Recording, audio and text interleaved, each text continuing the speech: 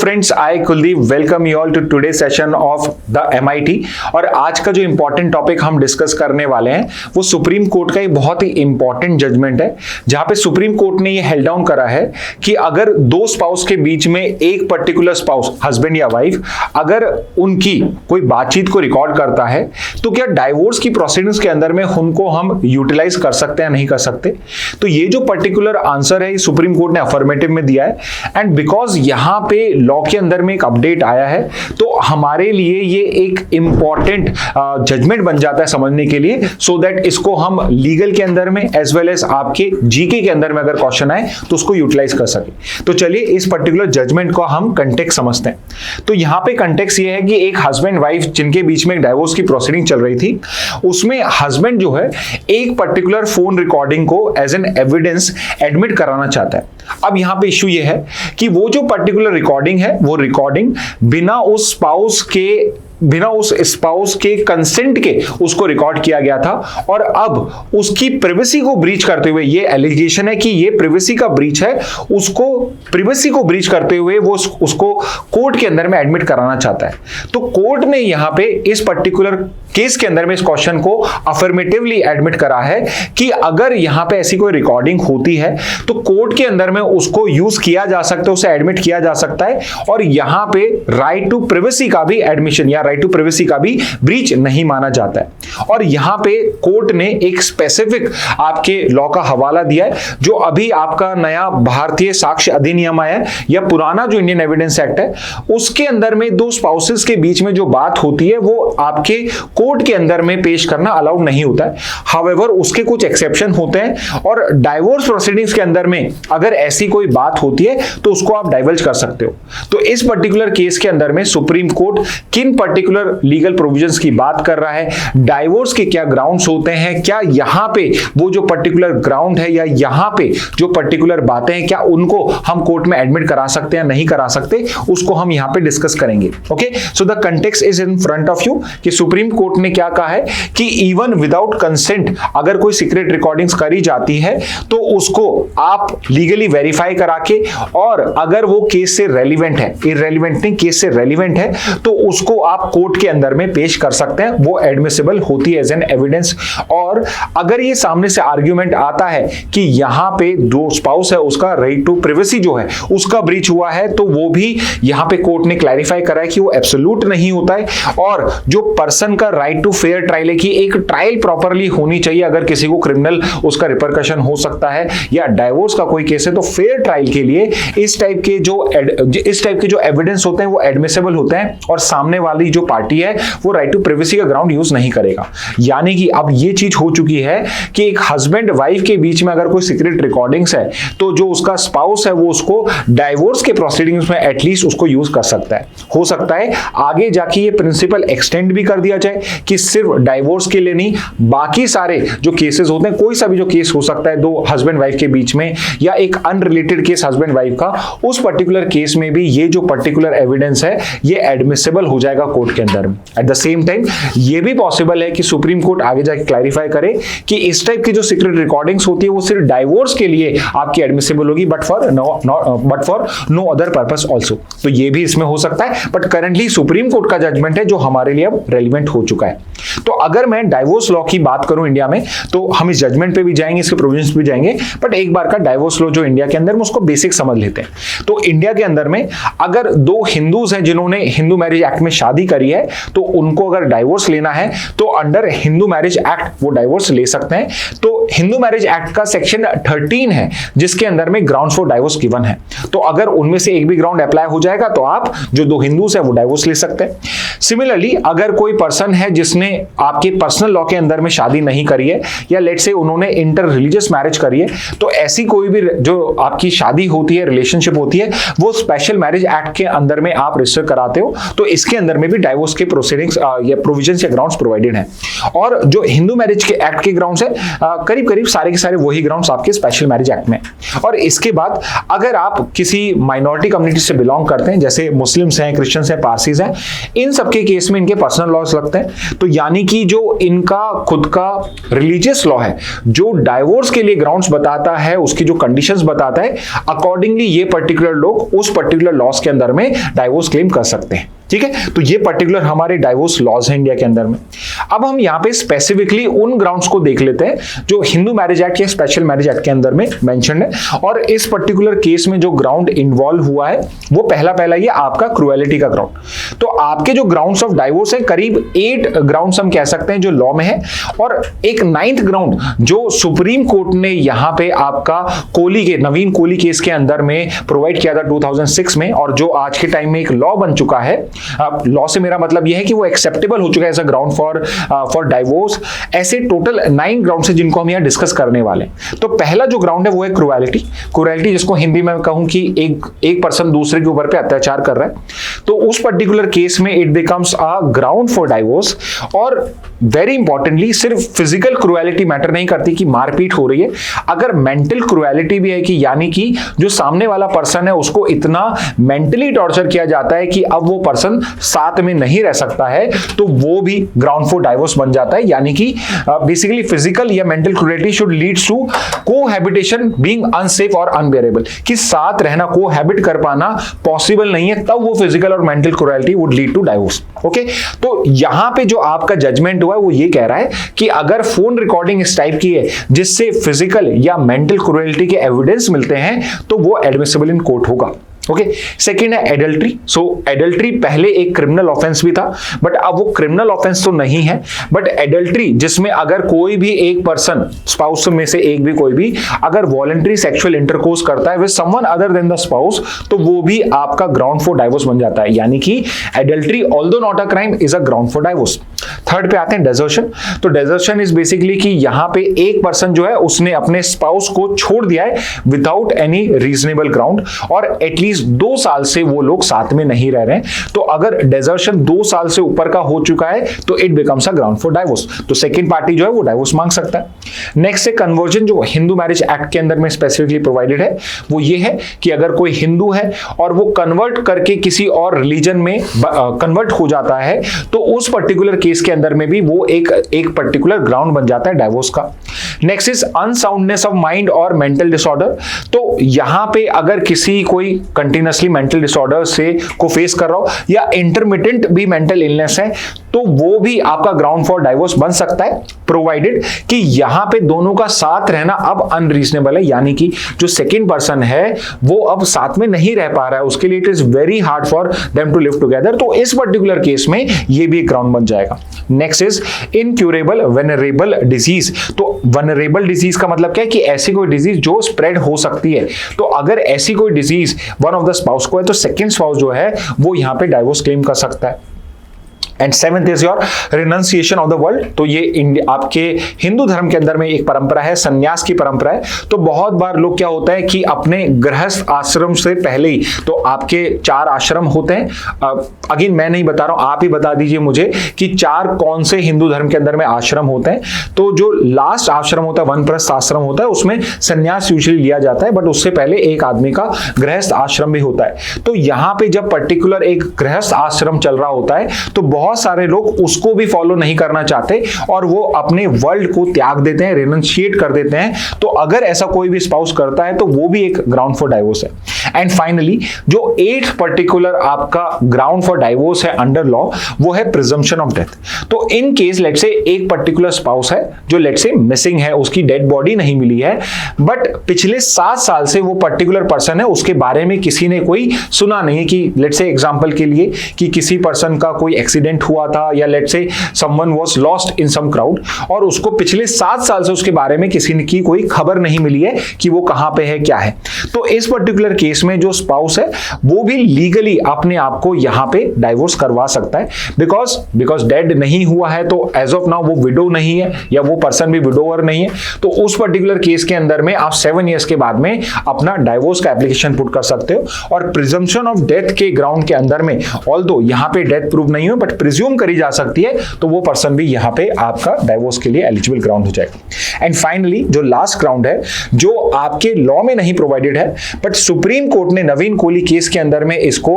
आपका ground for divorce accept करा है, वो है इररिट्रीवेबल ब्रेकडाउन ऑफ मैरिज।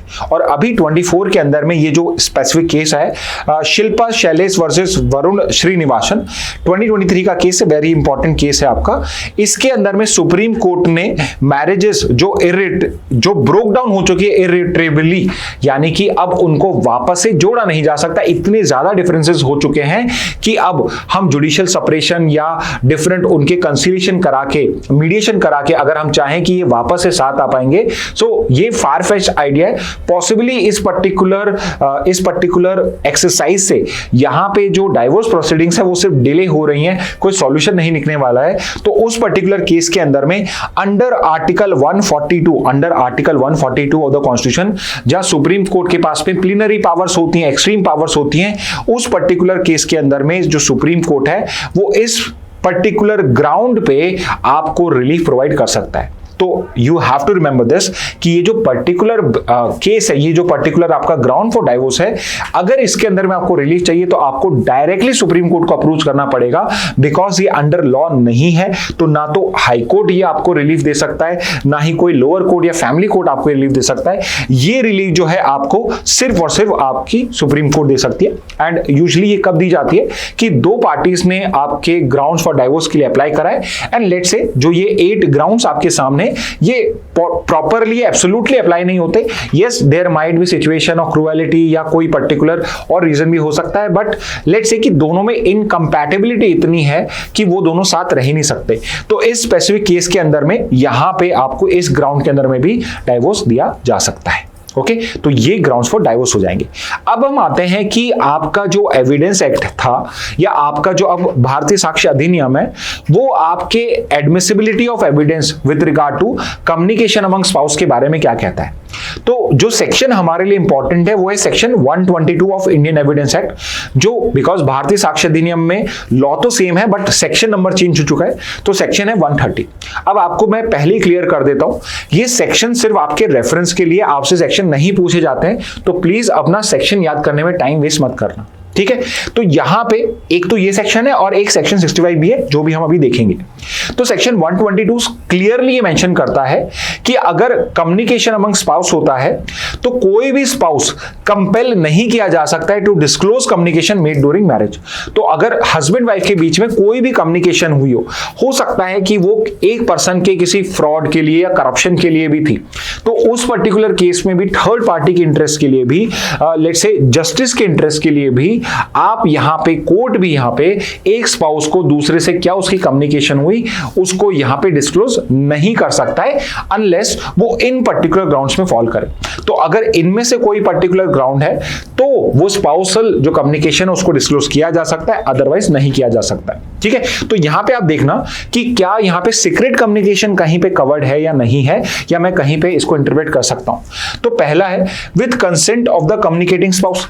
तो मैंने अगर सीक्रेट करी है तो यहां पे कंसेंट नहीं हुए, तो यहां तो ऑब्वियसली नहीं है, बट अगर सामने वाली जिनसे कंसेंट हुई है वो दोनों स्पाउस एग्री करते हैं तो उस पर्टिकुलर केस में उस कंसेंट के बेसिस पे आप डिस्क्लोज कर सकते हो।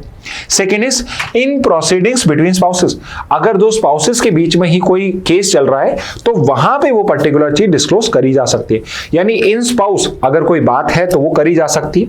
थर्ड पे आते हैं for communication made before marriage और आफ्टर डाइवोर्स। शादी से पहले कोई उन्होंने कम्युनिकेशन करा था या डाइवोर्स के बाद जो कम्युनिकेशन कम्युनिकेशन है वो एडमिसिबल है। फोर्थ इज कि एक नॉन वर्बल कम्युनिकेशन में कोई एक्ट हुआ था, कोई फिजिकल वायलेंस हुई थी, या लेट्स से सिंपल कोई एक्ट हुआ था, तो वो एक्ट या कंडक्ट भी आपका एडमिसिबल होता है। तो यहां पर भी ये स्पाउसल कम्युनिकेशन वाला जो एक्सेप्शन है वो अप्लाई नहीं हो रहा है। And last is if a third person testifies to the communication, let's say दो लोगों ने यहां पे कम्युनिकेट करा था and third person comes and he testifies कि yes I have heard this particular communication, और मैं टेस्टिफाई करता हूं कि ये पर्टिकुलर कम्युनिकेशन एग्जैक्टली ऐसे ही हुई थी। जो थर्ड पर्सन का यहां पे पर्टिकुलर लेट्स से जो स्टेटमेंट्स है वो एज अ कम्युनिकेशन कि यस स्पाउसल कम्युनिकेशन ये हुआ था, उसको टेस्टिफाई करने के लिए यूज किया जा सकता है। अब यहां पे आपको समझना पड़ेगा फर्स्ट और सेकंड को। यहां पे फर्स्ट में लिखा है विद कंसेंट और सेकंड में लिखा है इन प्रोसीडिंग बिटवीन स्पाउस। तो इससे पहले, इस जजमेंट से पहले किस तरीके से आपका या जो Punjab and Haryana high court बीच में इन्वॉल्व था उसने भी यही कहा कि जब प्रोसीडिंग्स बिटवीन स्पाउस होती है उस केस में भी consent of the communicating spouse जो है वो नेसेसरी होता है। बट सुप्रीम कोर्ट ने जजमेंट में कहा है कि प्रोसीडिंग बिटवीन स्पाउस जो है तो उसमें कंसेंट नेसेसरी नहीं है। उसके रीजंस क्या है वो अभी हम देखेंगे। ओके, तो ये ग्राउंड्स होते हैं जब प्रिविलेज नहीं लगता है। एट द सेम टाइम यहां पे तो हो सकता है कि ये फिजिकल फॉर्म में हो, क्योंकि ये जो पर्टिकुलर आपके सेक्शन बना था इंडियन एविडेंस एक्ट का, तब आपके डिजिटल कम्युनिकेशन ही नहीं होते थे। तो अब आपका सेक्शन 65B है जो हमने लेटर ऑन ऐड करा था, और भारतीय साक्ष्य अधिनियम के अंदर में सेक्शन 63 है जो कहता है कि just like any other evidence, अब प्रिंटेड एविडेंस और लेट्स से कि यहां पे ओरल एविडेंस है, सिमिलरली कोई अगर इलेक्ट्रॉनिक रिकॉर्ड है कि फोन रिकॉर्डिंग हो गया, कोई व्हाट्सएप मैसेज हो गया, वो सब भी आपके एज एन एविडेंस अलाउड है, प्रोवाइडेड कि वो प्रॉपर्ली सर्टिफाइड है, मतलब कि ये वेरीफाई हो चुका है लीगली कि ये जो पर्टिकुलर कम्युनिकेशन है या रिकॉर्ड है इसको टेम्पर नहीं किया गया, ये एकदम ऑथेंटिक है। तो अगर ऐसे ऑथेंटिकेशन हो जाता है तो इस इलेक्ट्रॉनिक रिकॉर्ड में भी कोई कम्युनिकेशन है वो भी एडमिसिबल हो जाएगा। ठीक है, तो प्रेजेंट जजमेंट के अंदर में सुप्रीम कोर्ट ने क्या करा है, तो सुप्रीम कोर्ट ने यहां पे ये जो पर्टिकुलर इसमें डिफरेंस था उसको यहां पे पॉइंट आउट करा है और कहा है कि अगर स्पाउस के बीच में कोई सीक्रेटली रिकॉर्डेड एविडेंस होता है तो वो एडमिसिबल है अगर वो रेलिवेंट है और लीगली वेरीफाइबल। तो ये तो देखो हर जगह रिक्वायरमेंट होती है कि लीगली वेरीफाई करना है, बट एक और इंपॉर्टेंट पॉइंट है कि वो रेलिवेंट होना चाहिए। तो जस्ट बिकॉज आप किसी को डिफेम करना चाहते हो या कोई और चीज आप प्रूव करना चाहते हो और वो डाइवोर्स का ग्राउंड नहीं बनता है तो वो एडमिसिबल नहीं होगी, अदरवाइज अगर रेलिवेंट है तो करा जाएगा। सेकंड इज कि सामने वाली पार्टी कह रही है कि प्रिवेसी का ब्रीच है मेरा, विदाउट माय कंसेंट कोई मेरी कैसे फोन कन्वर्सेशन रिकॉर्ड कर सकता है, उसे पब्लिक कर सकता है। तो सुप्रीम कोर्ट ने बोला है कि yes you are absolutely right कि ये बात सही है, but right to privacy under article 21 वो एब्सोल्यूट नहीं होता है, हमें इसे बैलेंस करना है with the right to free trial. तो अगर यहां पे एक फेयर ट्रायल के लिए उस पर्टिकुलर एविडेंस को एक्सेप्ट करना जरूरी है तो यहां पे आप राइट टू प्राइवेसी का ग्राउंड नहीं दे सकते हो। थर्ड पे आते हैं कि जो ये कॉल रिकॉर्डिंग है ये फर्स्ट पर्सन ने या दो स्पाउसेस के बीच में तो हुई है, बट आप इसे एक थर्ड पार्टी ईवसड्रॉपर कह सकते हो, यानी कि लेट्स से कि फोन पे आप बात कर रहे हो, थर्ड पर्सन ने उसको सुन लिया है, तो जो कॉल रिकॉर्डिंग है उसको एक थर्ड पार्टी की तरह, यानी कि आप यहां पे जो ये थर्ड पर्सन टेस्टिफाइज जो कम्युनिकेशन है इसको इस तरीके से ट्रीट करा गया है और इसको स्पाउसल प्रिविलेज से बार्ड नहीं माना गया है under the specific section. And fourth is snooping is an effect of marital breakdown, not the cause of it. तो अगर कोई सीक्रेट आपकी रिकॉर्डिंग करता है, यहां पे जो ये सीक्रेट रिकॉर्डिंग है इस वजह से डाइवोर्स नहीं हो रहा है, बट ये पर्टिकुलर चीज ये शो करता है कि दोनों एक दूसरे की यहां पे क्या बोलते हैं स्नूपिंग कर रहे हैं या एक दूसरे के बारे में खबर निकाल रहे हैं, यानी कि यहां पे ये इफेक्ट है मैरिटल ब्रेकडाउन का कि दोनों में इतना ज्यादा डिस्टेंस हो चुका है कि वो अब एक दूसरे की यहां पे निगरानी रख रहे हैं, एक दूसरे की बातों को सुन रहे हैं, वहां पे रिकॉर्डिंग कर रहे हैं। तो स्नूपिंग जो है ये कॉज नहीं है यहां पे डाइवोर्स का कि आप कहो कि ये हुआ है इसलिए डाइवोर्स है, तो ये कैसे आप एक्सेप्ट कर सकते हो। तो यहां पे वो इफेक्ट है मैरिटल ब्रेकडाउन का और ये डाइवोर्स का ग्राउंड बन जाता है। एंड फोर्थ वेरी इंपॉर्टेंट कि अगर बहुत ही कोई बेस्ट एविडेंस है कि ये एकदम ऐसा एविडेंस है कि जिससे डायरेक्टली केस प्रूव हो रहा है, तो court must not exclude best evidence even if obtain through private means when deciding matrimonial dispute. तो यहां पे देखिए कोर्ट ने कंडीशन भी लगाई है, कोर्ट ने ये जनरल स्टेटमेंट नहीं दिया कि बेस्ट एविडेंस है तो कैसे भी आप उसको प्रेजेंट कर सकते हो, इलीगली आप लेकर भी आ रहे हो।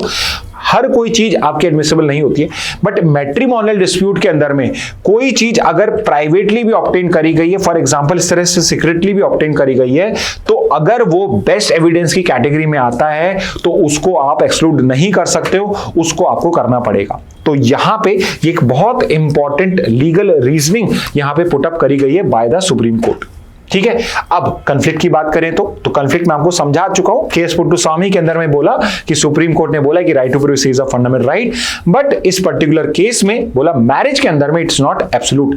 प्राइवेसी जो होती है वो आपकी विद अदर्स होती है, बट स्पाउसल रिलेशनशिप के अंदर में प्राइवेसी जो होती है वो एब्सोल्यूट नहीं होती है, और यहां पे हमें प्राइवेसी और फेयर एडजुडिकेशन को बैलेंस करने की रिक्वायरमेंट है। अब यहां पे एक बहुत इंपॉर्टेंट चीज हम समझ लेते हैं, लेट्स से जो आपको क्रिटिकल रीजनिंग में भी हेल्प करेगी कि ये जो पर्टिकुलर जजमेंट है इसका क्या इंपैक्ट हो सकता है, इसका कंक्लूजन या इन्फरेंसेस क्या हो सकते हैं। तो यहां पे जो हमें बोला गया बाय ऑथर, जो भी आर्टिकल्स मैंने गो थ्रू करे हैं उसके हिसाब से, कि इससे एक चीज जो हो सकती है इट मे लीड टू, कि क्या हो सकता है, तो वो है कि डिजिटल सर्विलेंस जो है विद इन मैरिजेस वो इंक्रीज हो जाएगी, कि बिकॉज सीक्रेट कन्वर्सेशन भी एक्सेप्टेबल है, तो मे people start to record conversation with their wives also and or with their husbands also.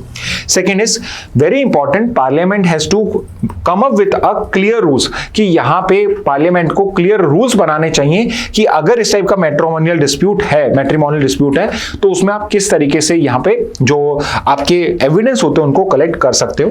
And third important point is कि कोर्ट जो है यहां से ये प्रूव हो रहा है कि जो डिजिटल एविडेंस होते हैं फैमिली लॉ के अंदर में, टेक्स्ट ईमेल रिकॉर्डिंग्स, इनको एडमिट करने के लिए और भी ज्यादा इंक्लाइंड है। तो अब हमें फ्यूचर में इन सब के लिए भी रेडी रहना पड़ेगा कि अगर कोई भी टेक्स्ट है आपके पास में, मेल है, रिकॉर्डिंग्स है, तो you do not have to think twice to basically decide कि क्या मुझे ये कोर्ट में प्रेजेंट करना चाहिए नहीं करना चाहिए। आफ्टर द न्यू भारतीय साक्ष्य अधिनियम इस पर्टिकुलर केस के बाद भी ये सक्सेसफुली ये क्लियर हो चुका है कि अगर कोई भी ऐसा एविडेंस है जो डिजिटल फॉर्म में भी है तो मैट्रिमोनियल डिस्प्यूट्स के अंदर में तो आप उनको एडमिट करा सकते हो।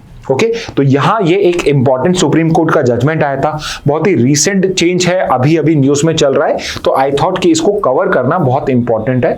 आई होप ये आपके एग्जाम में आपके लिए बहुत यूजफुल रहे, और हो सकता है कि अगर फैमिली लॉ का केस भी आया तो डाइवोर्स के ग्राउंड्स एटलीस्ट हमने आज कवर करें, तो ये भी आपके अंडरस्टैंडिंग में हेल्प करेगा।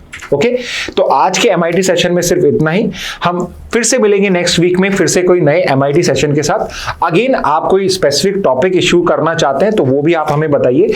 इजराइल ईरान का मुझे एक दो स्टूडेंट्स ने बोला है, आपके कमेंट बॉक्स में मेंशन है, तो वो भी जो नेक्स्ट सेशन होगा उसमें कवर करेंगे। उसको थोड़ा प्रिपेयर करना चाहता हूं मैं, उसके बाद में उसको आपको प्रेजेंट करूंगा। तो उसके अलावा भी कोई और टॉपिक है या वो टॉपिक और भी स्टूडेंट चाहते हैं तो please let us know in the comment box, और हम उसको अगले सेशन के अंदर में कवर करेंगे। Okay, so with this message, let's end today's session. Thank you and have a very nice day.